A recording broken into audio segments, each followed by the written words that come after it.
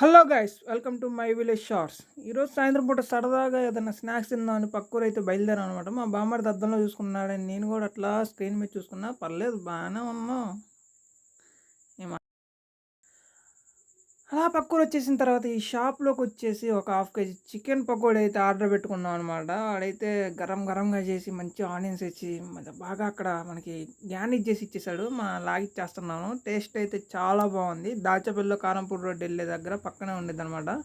ఎవరన్నా నియర్ ఎవరన్నా సరౌండింగ్స్లో చూసే వాళ్ళు ఉంటే వెళ్ళి తినొచ్చు. టేస్ట్ అయితే సూపర్గా ఉంది. అయితే ఇక్కడ చికెన్ పకోడీ ఇంకా లాగిచ్చేసిన తర్వాత పేమెంట్ చేసేసి ఇక్కడ నుండి దగ్గరలో అక్కడ ఫిష్ ఉందని చెప్తే అక్కడికైతే తీసుకెళ్తున్నారు అనమాట. మాకు కూడా తెలీదు. అట్లా 1 కిలోమీటర్ దూరం జర్నీ చేస్తే ఉన్నాము.